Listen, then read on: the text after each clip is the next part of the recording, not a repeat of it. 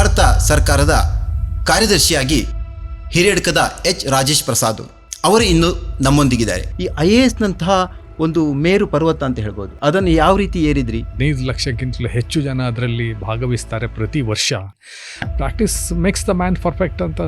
If we cannot solve the problem then there may not be many people to solve this problem.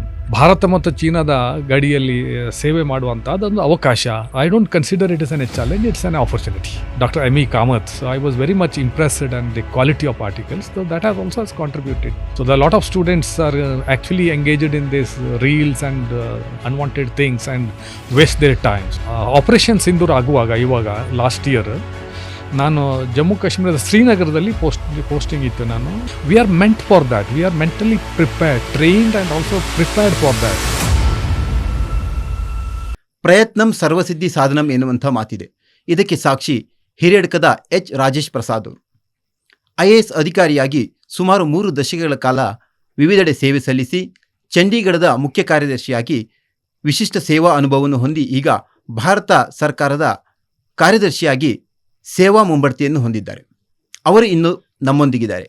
Sir, ಸ್ವಾಗತ. Thank you, ಧನ್ಯವಾದಗಳು. ಒಬ್ಬ IAS ಅಧಿಕಾರಿಯಾಗಿ ನೀವಿವತ್ತು ಜನಪ್ರಿಯರಾಗಿ ಎಲ್ಲರಿಗೂ ಸ್ಫೂರ್ತಿಯ ಸಾಲಿನಲ್ಲಿ ನಿಂತವರು. ನಿಮ್ಮ ಬಾಲ್ಯ ಹೇಗಿತ್ತು? ನಿಮ್ಮ ಪೋಷಕರು ನಿಮಗೆ ಯಾವ ರೀತಿ ಶಿಕ್ಷಣದ ಒಂದು ಈ ಹಂತಕ್ಕೆ ಏರಲಿಕ್ಕೆ ಸಹಕಾರಿಯಾದರು? ನಿಮ್ಮ ಶಿಕ್ಷಣದ ವೈಶಿಷ್ಟ್ಯತೆ ಏನಿತ್ತು ಅಂತ ನಮಗೆ ಹೇಳಬಹುದು ಸರ್? ನನ್ನ ಬಾಲ್ಯ ಒಂದು ಸಾಮಾನ್ಯ ಒಂದು ಕುಟುಂಬದಲ್ಲಿ ಜನಿಸಿರುವುದರಿಂದ ಒಂದು ಕೃಷಿ ಕುಟುಂಬವಾಗಿತ್ತು. ಮನೆಯ ಪಕ್ಕದಲ್ಲಿರುವಂಥ ಶಾಲೆ, 1 ಕಿಲೋಮೀಟರ್ ದೂರದಲ್ಲಿರುವಂಥ ಒಂದು ಪ್ರಾಥಮಿಕ ಶಾಲೆ ಬೊಮ್ಮಾರಬೆಟ್ಟು ಹಿರಿಯ ಪ್ರಾಥಮಿಕ ಶಾಲೆ. ಅಲ್ಲಿಗೆ ನನ್ನನ್ನು ಸೇರಿಸಲಾಯಿತು ಫಸ್ಟ್ ಸ್ಟ್ಯಾಂಡರ್ಡಿಗೆ 1974ನಲ್ಲಿ. ಅಲ್ಲಿ ಹಲವಾರು ವಿದ್ಯಾರ್ಥಿಗಳು ನಾವು ಒಟ್ಟಿಗೆ ಸೇರಿ ಪಾಠ ಕಲಿತಂತಹ ಸಮಯ. ಅದರಲ್ಲಿ ಆ ಒಂದು 1974ನ ಒಂದು ಕಾಲಘಟ್ಟವನ್ನು ನಾವು ಕಂಡ್ರೆ ತೀರಾ ಒಂದು ಸರಳವಾದಂತಹ ಒಂದು ಜೀವನ ಶೈಲಿ ಇದ್ದದ್ದಂತೂ ಸಹಜ ಸಂಗತಿ. ಅದರ ಜೊತೆಗೇ ನಾವು ಅಲ್ಲಿ ಕ್ಲಾಸಸ್ ಎಲ್ಲ ಏನು ಮಾಡ್ತಾಯಿದ್ರು ಅದನ್ನೆಲ್ಲ ಅರ್ಥಕೊಂಡು ಮುಂದಕ್ಕೆ ಬಂದವರು. ಆನಂತರ ನಾನು ಹಿರಿಯಡ್ಕ ಪಬ್ಲಿಕ್ ಸ್ಕೂಲ್ನಲ್ಲಿ ನನ್ನ ಹೈಸ್ಕೂಲ್ ವ್ಯಾಸಂಗವನ್ನು, ತದನಂತರ PUC ವ್ಯಾಸಂಗವನ್ನು ಕಾಮರ್ಸ್ ಸಬ್ಜೆಕ್ಟಲ್ಲಿ ಮುಗಿಸಿದೆ.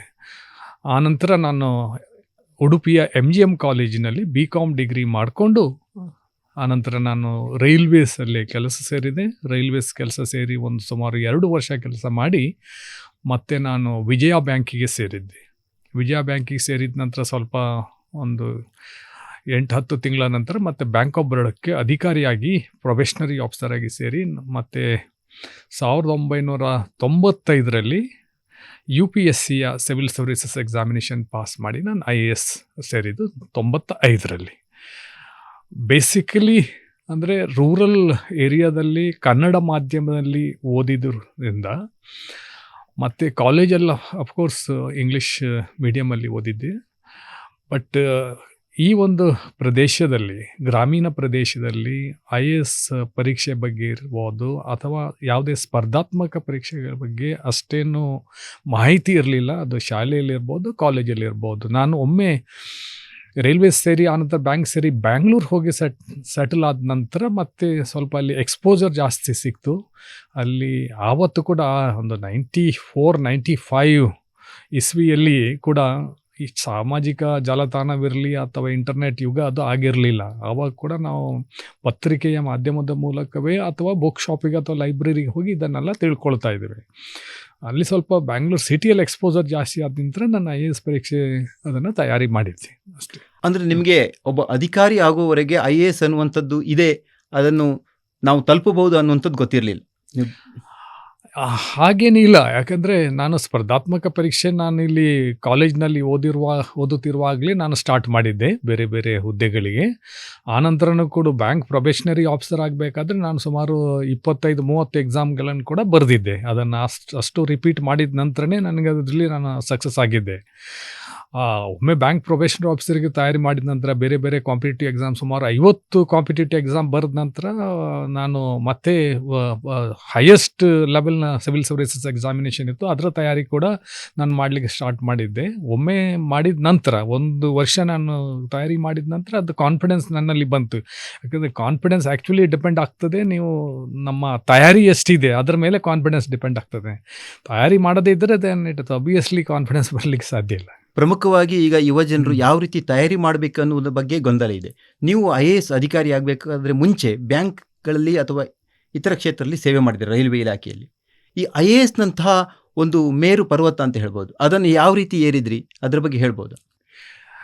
ನೋಡಿ, ಯಾವುದೇ ಪರೀಕ್ಷೆ ಇರ್ಬೋದು, ಅದು ಸ್ಪರ್ಧಾತ್ಮಕ ಪರೀಕ್ಷೆ ಇರ್ಬೋದು ಅಥವಾ ನಮ್ಮದು ಅಕಾಡೆಮಿಕ್ ಎಕ್ಸಾಮಿನೇಷನ್ ಇರ್ಬೋದು, ಅದರಲ್ಲಿ ನಾವು ಚೆನ್ನಾಗಿ ತಯಾರಿ ಮಾಡಿದ್ರೇ ಅದರ ಎಕ್ಸಾಮಿನೇಷನ್ ನಾವು ಅದನ್ನು ಚೆನ್ನಾಗಿ ಕೊಡ್ಬೋದು.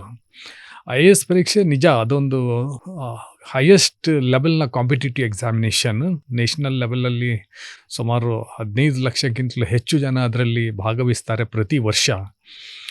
ಆದರೆ ಇಟ್ ಡಿಪೆಂಡ್ಸ್ ಅಪಾನ್ ನಾವು ಅದನ್ನು ಹೇಗೆ ಅದನ್ನು ಪ್ರಿಪೇರ್ ಮಾಡ್ತೇವೆ, ಜೊತೆಗೇ ಮತ್ತು ಎಕ್ಸಾಮಿನೇಷನ್ನಲ್ಲಿ ನಾವು ಆನ್ಸರ್ಸ್ಗಳನ್ನು ಹೇಗೆ ಪ್ರೆಸೆಂಟ್ ಮಾಡ್ತೇವೆ, ಪ್ರೆಸೆಂಟೇಷನ್ ಸ್ಕಿಲ್ಸ್ ಕೂಡ ಬೇಕಾಗ್ತದೆ. ಅದಕ್ಕೆ ತುಂಬ ಪ್ರಾಕ್ಟೀಸ್ ಮಾಡಬೇಕಾಗ್ತದೆ. ಓದೋದು ಮಾತ್ರ ಅಲ್ಲ, ಮತ್ತು ಎಕ್ಸಾಮಿನೇಷನ್ ಹೇಗೆ ಬರೀಬೇಕಂತದ್ರ ಬಗ್ಗೆ ಪ್ರಾಕ್ಟೀಸ್ ಮಾಡಬೇಕಾಗ್ತದೆ. Practice makes the man perfect ಅಂತ ಇಂಗ್ಲೀಷಲ್ಲೇ ಒಂದು ಗಾದೆ ಇದೆ. But it depends upon how focused you are in the subject and how determined you are and whether you are ready to put in the hard work rather the smart hard work. If that is there, confidence ತನ್ನಿಂತಾನೇ ಬರ್ತದೆ. then nothing that we cannot achieve. So one can do it provided one is serious about it.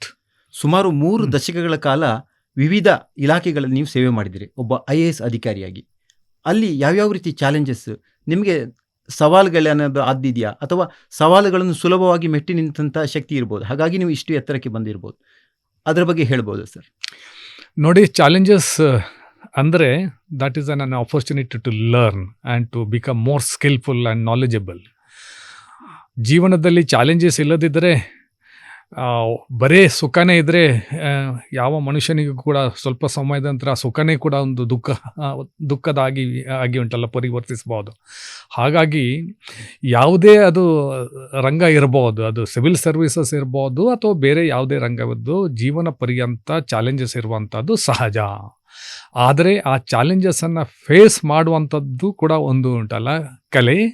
ಮತ್ತು ಎಷ್ಟು ನಾವು ಅದನ್ನು ಚಾಲೆಂಜಸನ್ನು ಹಲವಾರು ಕ್ಲಿಷ್ಟಕರವಾದಂಥ ಪರಿಸ್ಥಿತಿಗಳನ್ನು ನಾವು ಅದನ್ನು ಫೇಸ್ ಮಾಡ್ತೇವೋ, ಆವಾಗ ಅದಷ್ಟು ನಮ್ಮ ಜ್ಞಾನ ಮತ್ತು ನಮ್ಮ ಕೌಶಲ ಎರಡೂ ವಿಕಾಸಗೊಳ್ತದೆ. ಮತ್ತು ಅದಕ್ಕಿಂತ ದೊಡ್ಡದಾದಂಥ ಸಮಸ್ಯೆ ಇದ್ದರೆ ಅದನ್ನು ಫೇಸ್ ಮಾಡಲಿಕ್ಕೆ ನಮಗೆ ಅದು ಸಹಾಯಕವಾಗ್ತದೆ.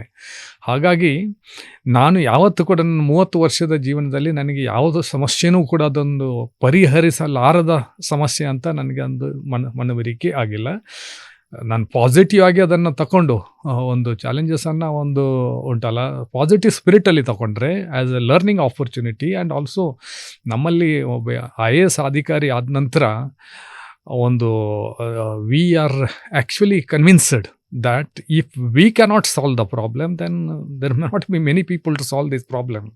So we take the problems in a very positive spirit, and if an IAS officer cannot solve, who would solve that problem? So we take it as a challenge, and also we give our best, and then we can easily handle it. ನೀವು ಭಾರತ ಮತ್ತು China ಗಡಿಯಲ್ಲಿ ಕೂಡ ಸೇವೆ ಸಲ್ಲಿಸಿದ್ದೀರಿ. ಮತ್ತು GST implementation ಆಗುವಾಗ ಅಥವಾ ಹೊಸ ಶಿಕ್ಷಣ ನೀತಿ ಬರುವಾಗ ಈ ಎಲ್ಲ ಚಾಲೆಂಜಸ್ಗಳು ಹೊಸದಾಗಿರ್ತವೆ, ಒಬ್ಬ ಅಧಿಕಾರಿಗೂ ಕೂಡ ಹೊಸದಾಗಿರ್ತದೆ.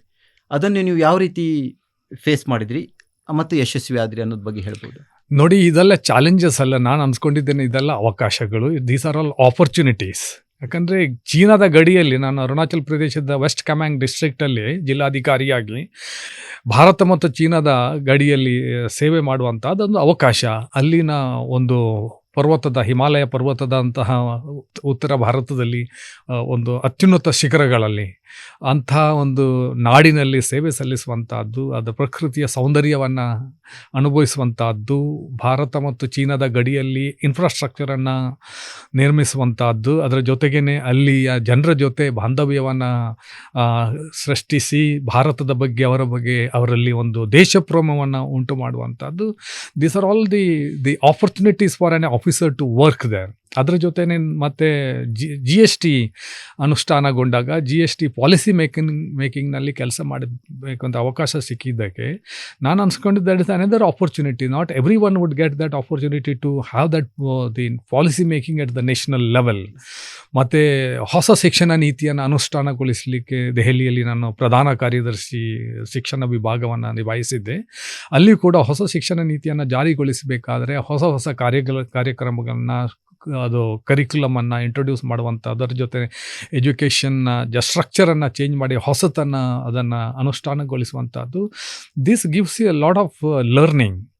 ಅಂದರೆ ಒಂದು ವಿಷಯ ಅಂದರೆ ಯಾವುದೇ ಅದು ರಂಗ ಇರ್ಬೋದು, ಎಸ್ಪೆಷಲಿ ಸಿವಿಲ್ ಸರ್ವಿಸಸ್ಗೆ ಸಿವಿಲ್ ಸರ್ವಿಸ್ ಎಕ್ಸಾಮಿನೇಷನ್ ಪಾಸ್ ಮಾಡಿದ ನಂತರ ಮತ್ತೆ ಏನು ಓದಲಿಕ್ಕಿಲ್ಲ ಅಥವಾ ಕಡಿಮೆ ಓದಲಿಕ್ಕೆ ಅಂಥದ್ದೇನಿಲ್ಲ. ಎವ್ರಿ ಡೇ ನಮಗೆ ಅದನ್ನು ತಯಾರಿ ಮಾಡಬೇಕಾಗ್ತದೆ, ಹೊಸ ವಿಷಯಗಳನ್ನು ತಿಳ್ಕೊಳ್ಬೇಕಾಗ್ತದೆ, ಓದಬೇಕಾಗ್ತದೆ, ಬೇರೆ ಬೇರೆ ರಂಗದಲ್ಲಿನ ಅನುಭವಗಳನ್ನು, ಎಕ್ಸ್ಪೀರಿಯನ್ಸನ್ನು, ಲರ್ನಿಂಗ್ಸನ್ನು ಏನಿದೆ ಅದನ್ನು ಪುನಃ ನೋಡಬೇಕಾಗ್ತದೆ. ಮತ್ತು ನಮ್ಮ ಕೂಡ ಅದು ಕ್ರಿಟಿಕಲ್ ಥಿಂಕಿಂಗ್ ಮಾಡಿ ಕೂಡ ಹೇಗೆ ಪಾಲಿಸಿಯನ್ನು ನಮ್ಮ ಅನುಭವದ ಮೇರೆಗೆ ಬೇರೆ ಬೇರೆ ರಾಜ್ಯದಲ್ಲಿರ್ಬೋದು, ದೇಶದಲ್ಲಿ ನಡೆದಂಥ ಹೇಗೆ ಅದನ್ನು ಅನುಷ್ಠಾನಗೊಳಿಸಿ. So it is every day is a learning day, so it is an enjoyable profession, so I don't consider it as a challenge, it's an opportunity. ಕೇಂದ್ರಾಡಳಿತ ಪ್ರದೇಶವಾದ ಚಂಡೀಗಢದಲ್ಲಿ ನೀವು ಮುಖ್ಯ ಕಾರ್ಯದರ್ಶಿಗೆ ನಿಯುಕ್ತಿಗೊಂಡ್ರಿ. ಆವಾಗ ನಿಮಗೆ ಯಾವ ರೀತಿಯ ಒಂದು ಸಂತೋಷ ಆಯಿತು ಮತ್ತು ಅತ್ಯುನ್ನತ ಹುದ್ದೆ ಒಬ್ಬ IAS ಅಧಿಕಾರಿಗೆ, ಆ ಬಗ್ಗೆ ನೆನಪು ಮಾಡ್ಬೋದು? ಹೌದು, ಮುಖ್ಯ ಕಾರ್ಯದರ್ಶಿಯಾಗಿ ಆಯ್ಕೆಯಾದಾಗ ಸಂತೋಷವಾಯಿತು. ಯಾಕಂದರೆ ನಾನು ಅನ್ಸ್ಕೊಂಡೆ ಅದು ನನ್ನ 30 ವರ್ಷಗಳ ಕಾಲದ ವೃತ್ತಿ ಜೀವನದ ಒಂದು ನಾನು ಮಾಡಿದಂತಹ ಒಂದು ಕೆಲಸಕ್ಕೆ ಮೆಚ್ಚಿ ನನ್ನ ಒಂದು ಪ್ರಾಮಾಣಿಕತೆ ಮತ್ತು ದಕ್ಷತೆಗೆ ಅದನ್ನು ಕೊಟ್ಟಂತಹ ಒಂದು ಪುರಸ್ಕಾರ ಅಂತ ತಿಳ್ಕೊಂಡು ಇನ್ನಷ್ಟು ಒಳ್ಳೆಯ ರೀತಿಯಲ್ಲಿ ಕೆಲಸ ಮಾಡುವಂಥ, ಇನ್ನಷ್ಟು ಹೆಚ್ಚಿನ ಅಭಿವೃದ್ಧಿ ಮತ್ತು ಸುಧಾರಣೆಗಳು ಮಾಡಲಿಕ್ಕೆ ಅದೊಂದು ಪ್ರೇರಕವಾಯಿತು. ಹಾಗಾಗಿ ನಾನು ಕಳೆದ 6 ತಿಂಗಳಿಂದ ನಾನು ಚಂಡೀಗಢದಲ್ಲಿ ಮುಖ್ಯ ಕಾರ್ಯದರ್ಶಿಯನ್ನು ಆಗಿ ಕೆಲಸ ಮಾಡ್ತಾ ಇದ್ದೇನೆ. But as I said you earlier, that is another opportunity which has come to my part and I shall discharge it with the utmost sincerity and dedication. ಆ ಕರಾವಳಿ ಭಾಗದಲ್ಲಿ ಒಬ್ಬ IAS ಅಧಿಕಾರಿಯಾಗಿ ಅತ್ಯುನ್ನತ ಸ್ಥಾನಕ್ಕೇರಿ ಅನೇಕರಿಗೆ ಸ್ಫೂರ್ತಿಯ ಸಾಲಿನಲ್ಲಿ ನಿಂತವರು ನೀವು. ಭಾಳ ಹಿಂದಿನಿಂದಲೂ ಒಂದು ದೊಡ್ಡ ಚರ್ಚೆ ನಡೀತಾ ಇದೆ. ಕರಾವಳಿಯು ಅತ್ಯಂತ ಪ್ರತಿಭಾ ಸಂಪನ್ನರ ನಾಡಾದರೂ ಇಲ್ಲಿಯ IAS ಮತ್ತು IPS ಅಧಿಕಾರಿಗಳ ಸಂಖ್ಯೆ ಕಡಿಮೆ ಇದೆ ಅನ್ನುವಂಥ ಮಾತಿದೆ. ಅಂದರೆ ಆ ಬಗ್ಗೆ ಆಸಕ್ತಿ ಇಲ್ವಾ, ಅಥವಾ IASನನ್ನು ತಲುಪುವ ಸಾಮರ್ಥ್ಯ ಇಲ್ಲ ಅಂತಲ್ಲ, ಆದರೂ ಕೂಡ ಸಂಖ್ಯೆ ಕಡಿಮೆ ಇದೆ. ಆ ಬಗ್ಗೆ ಭಾಳ ಹಿಂದಿನಿಂದಲೂ ಮಾತಾಡ್ತಾ ಇದ್ದೇವೆ. ನಿಮ್ಮ ಅಭಿಪ್ರಾಯ ಏನು ಸರ್? ನೋಡಿ, ಇದು ಸತ್ಯ ಸಂಗತಿ. ಕರಾವಳಿ ಕರ್ನಾಟಕದಲ್ಲಿ ಹೆಚ್ಚಿನ ಜನರು ಸಿವಿಲ್ ಸರ್ವಿಸಸ್ನ ಥರ ಹೋಗ್ತಾ ಇಲ್ಲ. ಯಾಕಂದರೆ ಇಲ್ಲಿ ಇರುವಂಥದ್ದು, ಪ್ರಚಲಿತವಾಗಿರುವಂತಹದ್ದು ಎಂಜಿನಿಯರಿಂಗ್ ಮತ್ತು ಮೆಡಿಕಲ್ಗೆ ಜಾಸ್ತಿ ಇಲ್ಲಿನ ವಿದ್ಯಾರ್ಥಿಗಳು ಆಸಕ್ತಿಯನ್ನು ಹೊಂದಿ ಆ ಕಡೆ ಹೋಗ್ತಾ ಇದ್ದಾರೆ. ನನಗನ್ನಿಸುತ್ತೆ ಇಲ್ಲಿ ನಮ್ಮ ಬೇರೆ ಪ್ರದೇಶಗಳನ್ನ, ಬಿಹಾರ ಇರ್ಬೋದು ಅಥವಾ ಉತ್ತರ ಪ್ರದೇಶ ಇರ್ಬೋದು ಅಥವಾ ಬೇರೆ ರಾಜ್ಯಗಳಿಗೆ ಹೋಲಿಸಿ ನೋಡಿದರೆ ಅಲ್ಲಿ ಹೆಚ್ಚಿನ ಶಾಲೆ ಕಾಲೇಜುಗಳಲ್ಲಿ, ಯೂನಿವರ್ಸಿಟಿಗಳಲ್ಲಿ ಸಿವಿಲ್ ಸರ್ವಿಸಸ್ನ ಹತ್ರ ಹೆಚ್ಚಿನ ಜನರಲ್ಲಿ ಯೂನಿವರ್ಸಿಟಿಯಲ್ಲಿ ಇರುವಾಗಲೇ ಪ್ರಿಪೇರ್ ಮಾಡುವಂಥದ್ದು, ತನ್ನ ಹಿರಿಯ ವಿದ್ಯಾರ್ಥಿಗಳನ್ನ ನೋಡಿ ಅನುಕರಣೆ ಮಾಡುವಂಥದ್ದು ಸಹಜ ಸಂಗತಿ. ಅದು ಬಿಟ್ಟು ಇಲ್ಲಿ ಹೆಚ್ಚಿನವರು ಎಂಜಿನಿಯರಿಂಗ್ ಮತ್ತು ಮೆಡಿಕಲ್ ಕಾಲೇಜ್ ಅಥವಾ ಚಾರ್ಟರ್ಡ್ ಅಕೌಂಟೆನ್ಸಿ ಹತ್ರ ಹೋಗ್ತದನ್ನು ಇಲ್ಲಿ ಜನರು, ಇಲ್ಲಿಯ ಸ್ಟೂಡೆಂಟ್ಸ್ಗಳು ಅದನ್ನು ನೋಡಿ ಅದನ್ನು ಅನುಕರಣೆ ಮಾಡುವಂಥದ್ದು ಕೂಡ ಒಂದು ಸಹಜ ಸಂಗತಿ.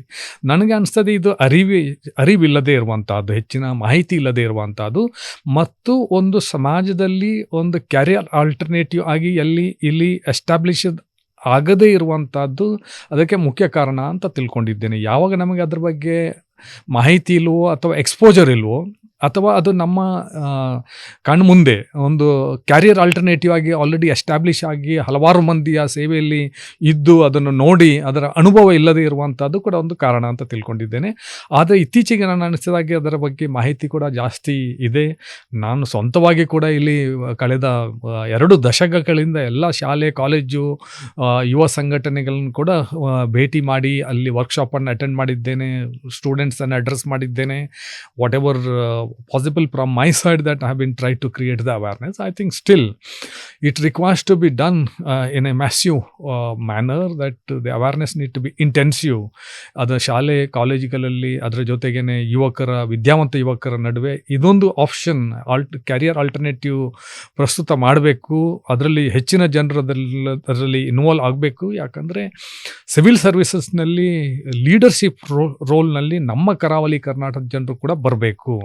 ಬಂದಾಗ ಮಾತ್ರ ಇಲ್ಲಿನ ಸಮಸ್ಯೆಗಳಿರ್ಬೋದು ಅಥವಾ ಇಲ್ಲಿನ ಒಂದು ಗರಿಮೆ ಏನಿದೆ ಅದನ್ನು ದೇಶದ ಎಲ್ಲ ಕೋಣೆಗಳಿಗೆ ತಲುಪಿಸಲಿಕ್ಕೆ ಅದು ಸಾಧ್ಯ ಅಂತ ನಾನು ತಿಳ್ಕೊಂಡೆ. ಈಗ ನೀವು ಒಬ್ಬ ಅಧಿಕಾರಿಯಾಗಿ ನಿಮ್ಮ ಆಸಕ್ತಿಯ ಇತರ ಕ್ಷೇತ್ರಗಳು ಯಾವುದು ಅಂತ ಕೇಳಿ. The very interesting question. ಯಾಕಂದರೆ ಓದುವಂಥದ್ದು ನನ್ನದೊಂದು ಹ್ಯಾಬಿಟ್ ಇದೆ, that is also my hobby. ಅದ್ರ ಜೊತೆನೇ ನಾನು ಕೂಡ ಸ್ಕೂಬಾ ಡೈವಿಂಗ್ನಲ್ಲಿ ಕೂಡ ನಾನು ಅಡ್ವಾನ್ಸ್ಡ್ ಕೋರ್ಸ್ ಕೂಡ ಮಾಡಿದ್ದೇನೆ, ಯಾವಾಗ ನನಗೆ ಅದರ ಬಗ್ಗೆ ಆಪರ್ಚುನಿಟಿ ಸಿಕ್ತು. ಅದರ ಜೊತೆಗೆ ನಾನು I read about the philosophy, ಅದರ ಜೊತೆಗೇ then cosmology, and also about the current affairs and geopolitics and also sports and everything. But also then I am into yoga and meditation. So I have a diverse interest. I am a nature lover and also animal lover. So I actually I find satisfaction and happiness with being with the nature. ನೀವು ವಿಷಯ ಕುತೂಹಲಿ ಅಂತ ತಿಳಿಯಿತು. ನಿಮ್ಮ ಬಾಲ್ಯ ಹೇಗಿತ್ತು? ಅಂದರೆ ಬಾಲ್ಯದಲ್ಲಿ ಪ್ರಮುಖವಾಗಿ ನೀವು IAS ನಂತ ಹೋಗಬೇಕಾದ್ರೆ ತುಂಬ ಅವಕಾಶಗಳು ಸಿಕ್ಕಿರಬೇಕು ನಿಮಗೆ ಬಾಲ್ಯದ ಶಿಕ್ಷಣ, ಪ್ರೌಢ ಶಿಕ್ಷಣ ಮತ್ತು ಕಾಲೇಜ್ ಶಿಕ್ಷಣ. ಆ ನೆನಪುಗಳನ್ನು ಸ್ವಲ್ಪ ಮಾಡ್ಕೊಳ್ಬೋದು. ನೋಡಿ, ಬಾಲ್ಯದಲ್ಲಿ ನಾನು ಹೇಳಿದ ಹಾಗೆ ಒಂದು ಸರ್ಕಾರಿ ಕನ್ನಡ ಮಾಧ್ಯಮ ಶಾಲೆಯಲ್ಲಿ ಸೇರಿ ವ್ಯಾಸಂಗ ಮಾಡಿರೋದ್ರಿಂದ ಅದರ ಬಗ್ಗೆ ಯಾವುದೇ ಜ್ಞಾನ ಅಥವಾ ಮಾಹಿತಿಯಲ್ಲಿ ಇರಲಿಲ್ಲ. ಆನಂತರ ಹೈಸ್ಕೂಲ್ ಅಥವಾ PUC ಹೊತ್ತಿಗೆ ಕೂಡ ಅಂಥ ಜ್ಞಾನ ಇರಲಿಲ್ಲ. ನಾವು ಸಮಾಜದಲ್ಲಿ ಏನು ಮಾಡ್ತೇವೆ, ನಮ್ಮ ನೆರೆಹೊರೆಯಲ್ಲಿ ಅಥವಾ ನಮ್ಮ ಸಮಾಜದಲ್ಲಿ ಜನರು ಯಾವ ವೃತ್ತಿಯನ್ನು ಮಾಡ್ತಾ ಇದ್ದಾರೆ, ಅದು ಎಂಜಿನಿಯರ್ಸ್ ಇರ್ಬೋದು, ಡಾಕ್ಟರ್ಸ್ ಇರ್ಬೋದು, ಟೀಚರ್ಸ್ ಇರ್ಬೋದು, ಅಥವಾ ಬ್ಯಾಂಕಿನಲ್ಲಿ ಆ ಒಂದು ಕಾಲಘಟ್ಟದಲ್ಲಿ ಹೇಳ್ತಾ ಇರೋದಾದರೆ 1990ರಲ್ಲಿ ಅಥವಾ 95ರಲ್ಲಿ ಬ್ಯಾಂಕಿಂಗ್ ಹುದ್ದೆ ಅನ್ನುವಂಥದ್ದು ಅತಿ ದೊಡ್ಡ ಹುದ್ದೆ ಅಂತ ಅದು ನಾವು ಸಾಮಾನ್ಯವಾಗಿ ತಿಳಿದ ವಿಷಯ. ಅಥವಾ ಎಂಜಿನಿಯರ್ ಆಗಬೇಕು, ಡಾಕ್ಟರ್ ಆಗಬೇಕು. ಡಾಕ್ಟರ್ ಎಂಜಿನಿಯರ್ ಆಗುವಂಥ ಒಂದು ಪರಿಸ್ಥಿತಿಯಲ್ಲಿ ನಾನು ಇರಲಿಲ್ಲ. ಯಾಕಂದರೆ ಅದು ಸೈನ್ಸ್ ತಗೊಳ್ಬೇಕಾದ್ರೆ ಹಿರಿಯಡ್ಕದಿಂದ ಉಡುಪಿಗೆ ಹೋಗಬೇಕಿತ್ತು. ಯಾಕಂದರೆ ನಾವು ಇಕನಾಮಿಕಲಿ ವೀಕರ್ ಸೆಕ್ಷನ್ ಆಗಿರೋದ್ರಿಂದ ಹಿರಿಯಡ್ಕದಲ್ಲಿ ಕಾಮರ್ಸ್ ತಗೊಂಡು ಯಾವುದು ಹತ್ತಿರದಲ್ಲಿತ್ತು ಅದನ್ನು ತಗೊಂಡು ಮುಂದುವರಿಸಿದ್ದು. ಹಾಗಾಗಿ ಸಿವಿಲ್ ಸರ್ವಿಸಸ್ ಬಗ್ಗೆ ನಾನು ಮತ್ತೆ ಗ್ರಾಜ್ಯುಯೇಷನ್ ಆದ ನಂತರನೇ ಅದ್ರ ಬಗ್ಗೆ ಕೇಳಿದ್ದು. Once I went to Bangalore, then I got better exposure. ಮೊದಲೇ ನಾನು ಹೇಳಿದಾಗೆ, so it depends upon your exposure. So nothing that ಇಲ್ಲಿ ಇದ್ದು ಉಂಟಲ್ಲ, ಇಲ್ಲಿ ಸರ್ಕಾರಿ ಶಾಲೆಯಲ್ಲಿ ಕನ್ನಡ ಮಾಧ್ಯಮದಲ್ಲಿ ಓದಿ ಅದರ ಬಗ್ಗೆ ಹೆಚ್ಚಿನ ಮಾಹಿತಿಯನ್ನು ಸಿಗಲಿಲ್ಲ. ಅದು ಬ್ಯಾಂಗ್ಳೂರ್ ಹೋದ ನಂತರನೇ ಅದರ ಎಕ್ಸ್ಪೋಜರ್ ಸಿಕ್ಕಿದ ನಂತರನೇ then I tried for it. And not only that, ನಾನು ಮೊದಲೇ ಹೇಳಿದಾಗೆ ಕಾಂಪಿಟೇಟಿವ್ ಎಕ್ಸಾಮಿನೇಷನ್ಗೆ ನಾನು PUCಯಲ್ಲಿ ಇರುವಾಗಲೇ ಅದನ್ನು ಬರೀಲಿಕ್ಕೆ ಸ್ಟಾರ್ಟ್ ಮಾಡಿದ್ದೇನೆ. I was actually reading newspaper right at the age of seventh standard ಇರುವಾಗ I use to read your Udayavani paper also. So Udayavani ಪತ್ರಿಕೆ ನಾನು ಕೂಡ ಉಂಟಲ್ಲ ಸತತವಾಗಿ ಓದ್ತಾ ಇದ್ದೆ. ಈವನ್ 10th ಹಾಸ್ಟೆಲಲ್ಲಿರುವಾಗ ಮತ್ತು ಗ್ರಾಜ್ಯುಯೇಷನ್ ಟೈಮಲ್ಲಿ ಕೂಡ, ಈವನ್ ಆಫ್ಟರ್ ಜಾಯ್ನಿಂಗ್ ಇನ್ ಗೋವಾದಲ್ಲಿರುವಾಗ ಕೂಡ ನಾನು ಉದಯವಾಣಿ ಪತ್ರಿಕೆಯನ್ನು ಓದ್ತಾ ಇದ್ದೆ. So that has motivated me A lot actually, especially the articles written by the Dr. M.E. Kamath. So I was very much impressed and the quality of articles. So that has also contributed in a way.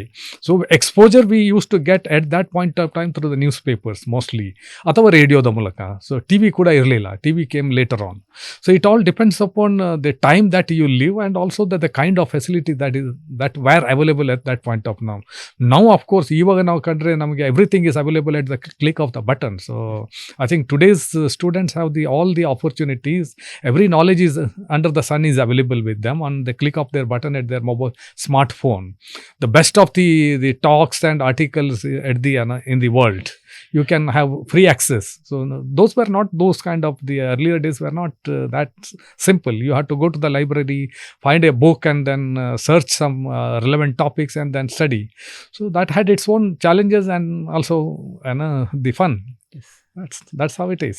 ಅಂದರೆ ಆಗಿನ ಶಿಕ್ಷಣ ಪದ್ಧತಿಗೂ ಈಗಿನ ಶಿಕ್ಷಣ ಪದ್ಧತಿಗೂ ತುಂಬ ವ್ಯತ್ಯಾಸ ಇದೆ. ಈಗಾಗಲೇ ನೀವು ಹೇಳಿದ ಹಾಗೆ ಬಹಳ ಬೆರಳ ತುದಿಯಲ್ಲಿ ಎಲ್ಲವೂ ಸಿಗ್ತದೆ ಅಂತ. ಈಗಿನ ಮಕ್ಕಳು ಯಾವ ರೀತಿಯ ಹಳೆಯ ದಿನಗಳನ್ನು ನೆನಪಿಸಿಕೊಳ್ಬೇಕು ಮತ್ತು ಶ್ರಮ ಕಠಿಣತೆ ಅನ್ನೋ ಒಂದು ಏನಿದೆ, ಅದನ್ನು ಯಾವ ರೀತಿ ಅಳವಡಿಸಿಕೊಳ್ಬೇಕು ಅಂತ ಹೇಳಿ ನಿಮ್ಮ ಒಂದು ಮಾರ್ಗದರ್ಶನ ಏನಿದೆ? ಸೊ ಇದು ಹೇಳಿದ ಹಾಗೆ ಇವತ್ತಿನ ವಿದ್ಯಾರ್ಥಿಗಳಿಗೆ ತುಂಬ ಸೌಲಭ್ಯಗಳಿದೆ. As I said earlier, the best of the material is available, and also the worst of the material is also available at the click of the button. So it depends upon the smartness of the student whether he would go for the best or the worst. So a lot of students are actually engaged in this reels and unwanted things and waste their time. So nanna suggestion andre they should not get distracted by that. They should focus. Actually, student life is one life, they get it. So once it is gone, then they would not get that time again. So it's at the right time, ಸರಿಯಾದ ಸಮಯದಲ್ಲಿ ಅದನ್ನು ಸರಿಯಾಗಿ ಉಪಯೋಗಿಸಿದರೆ ಮಾತ್ರ ಮುಂದಕ್ಕೆ ಹೋಗಲಿಕ್ಕೆ ಸಾಧ್ಯ. ಹಾಗಾಗಿ so opportunities are available, whether it is in the civil service or in any other sector that you take, the enough opportunities are available and one can make best use of the time. As I said, ತನ್ನ ವಿದ್ಯಾರ್ಥಿ ಜೀವನ ಮತ್ತು college ವಿದ್ಯಾರ್ಥಿ ಆಗಿರುವಾಗ ಆ ಟೈಮನ್ನು ಸರಿಯಾಗಿ ಉಪಯೋಗಿಸಬೇಕು, ಕಷ್ಟಪಟ್ಟು ಅದನ್ನು ಓದಬೇಕು. I want to qualify here in the sense that ಓದೋದು ಮಾತ್ರ ಇಂಪಾರ್ಟೆಂಟ್ ಅಲ್ಲ, ಓದಿದ್ದು ಸರಿಯಾಗಿ ಅರ್ಥ ಮಾಡ್ಕೊಳ್ಬೇಕು. That what I meant to say, that conceptual understanding is very essential. Once a concept is understood, then that learning comes for life. It is not just reading and forgetting and writing some examination, then one would not know what he has read. That's not the way that one can come up in the life. The conceptual understanding that comes for the entire life. Read it in such a manner that it becomes your passion, so that you read it for the life. What the subject that you are interested in. ಯಾವ ಸಬ್ಜೆಕ್ಟಲ್ಲಿ ನಿಮಗೆ ಆಸಕ್ತಿ ಇದೆ ಆ ಸಬ್ಜೆಕ್ಟನ್ನು ಓದಿರಿ. ಯಾವ ಸಬ್ಜೆಕ್ಟಲ್ಲ ಅಥವಾ ಯಾವ ರಂಗದಲ್ಲಿ ಕೆಲಸ ಮಾಡಲಿಕ್ಕೆ ಅಂತ ಇಂಟ್ರೆಸ್ಟ್ ಇದೆ ಆ ರಂಗದಲ್ಲಿ ನೀವು ಕೆಲಸ ಮಾಡಿ. You do it in such a way that you involve yourself completely, passionately ಅಂದರೆ dedicate yourself into that, put yourself in, you are 100% into it, so that the success would come automatically. The question is that many of you, I mean addressing to the students, you do it in a half-baked manner, in a half-hearted manner, then you are neither there nor here. That is where the mistake is done. So any subject of your choice, whether you want to become an engineer, doctor, civil service officer, or you are want to become an entrepreneur or agriculturist, whatever it's or left to you, put your 100% it. And especially the student life. Student life starts at the age of maybe 7th onwards, 8th onwards, till you become graduate or postgraduate. Put that time, that's the only time that you get. Put it 100% passionately, put your everything into that, dedicate yourself. You see, you will be the successful man. ಒಬ್ಬ IAS ಅಧಿಕಾರಿಯಾಗಿ ತುಂಬ responsibilities ಇರ್ತವೆ. ಅಂಥದ್ರಲ್ಲಿ ಈಗ ಜಾಗತಿಕ ವಿದ್ಯಮಾನಗಳು ದೇಶದ ಮೇಲೆ ತುಂಬ ಪರಿಣಾಮ ಬೀರ್ತವೆ. ಆ ಬಗ್ಗೆ ನಿಮ್ಮ ಅಭಿಪ್ರಾಯ ಏನು ಹೇಳ್ಬೋದು? ಈಗ ಯುದ್ಧ ಆಗಿರ್ಬೋದು, ಪ್ಯಾಂಡಮಿಕ್ನಂಥ ಕೋವಿಡ್ನಂತಹ ಸನ್ನಿವೇಶಗಳಲ್ಲಿ ಆ ಜವಾಬ್ದಾರಿ ತೆಗೆದುಕೊಳ್ಳುವಂಥದ್ದು ಒಂದು ಸವಾಲು ಆಗಿರ್ತದೆ. ಅದು ಯಾವ ರೀತಿ ಇರ್ತದೆ ಒಬ್ಬ ಅಧಿಕಾರಿಗೆ? ನೋಡಿ, ಕೋವಿಡ್ ಸೆಕೆಂಡ್ ವೇವ್ನಲ್ಲಿ ಡೆಲ್ಲಿಯಲ್ಲಿ ತುಂಬ ಉಂಟಲ್ಲ, it was very severe. So ನಾನು ಆ ಹೊತ್ತಿನಲ್ಲಿ principal secretary health and family welfare ಆಗಿದ್ದೆ. ಹಾಸ್ಪಿಟಲನ್ನು ವಿಸಿಟ್ ಮಾಡುವಂಥದ್ದು, ಟೆಂಪರರಿ ಹಾಸ್ಪಿಟಲ್ ಸೆಟಪ್ ಮಾಡುವಂಥದ್ದು, ಅದರ ಜೊತೆಗೇ ಬೇರೆ ಎಲ್ಲ ಸೌಕರ್ಯಗಳನ್ನು ಒದಗಿಸುವಂಥದ್ದು, that was my part of duty. So ಎಲ್ಲರೂ ಲಾಕ್ಡೌನ್ ಆಗಿ ಮನೆ ಒಳಗಡೆ ಇರುವಂತಾಗ ನಾವು ಹಾಸ್ಪಿಟಲ್ ಹೋಗಿ ಐಸೋಲೇಷನ್ ವಾರ್ಡ್ನಲ್ಲಿ ಕೆಲಸ ಮಾಡಿದಂಥ ಕೂಡ ಒಂದು ಸಂದರ್ಭ ಇದೆ. ಬಟ್ ನಾವು IAS ಅಧಿಕಾರಿ ಆಗಿರೋದ್ರಿಂದ ಅಥವಾ ಯಾವುದೇ ಸರ್ಕಾರಿ ಅಧಿಕಾರಿ ಆಗಿರೋದ್ರಿಂದ ವಿ ಆರ್ ಆನ್ ಪಬ್ಲಿಕ್ ಡ್ಯೂಟಿಯಲ್ಲಿರುವಾಗ ನಾವು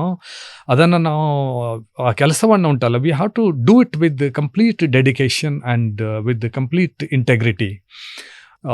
ಕೋವಿಡ್ ಇರ್ಬೋದು ಅಥವಾ ಈವನ್ ಆಪರೇಷನ್ ಸಿಂಧೂರ್ ಆಗುವಾಗ, ಇವಾಗ ಲಾಸ್ಟ್ ಇಯರ್ ನಾನು ಜಮ್ಮು ಕಾಶ್ಮೀರದ ಶ್ರೀನಗರದಲ್ಲಿ ಪೋಸ್ಟಿಂಗ್ ಇತ್ತು. ನಾನು ಅಲ್ಲಿ ಒಂದು ಯುದ್ಧದ ಪರಿಸ್ಥಿತಿಯ ನಿರ್ಮಾಣವಾಗಿತ್ತು. ಅಲ್ಲಿ ನಾವು ನೋಡುವಂತಹ ಒಂದು ಬ್ಲಾಸ್ಟ್ ಕೂಡ ನಾವು ಕೇಳಿದ್ವಿ.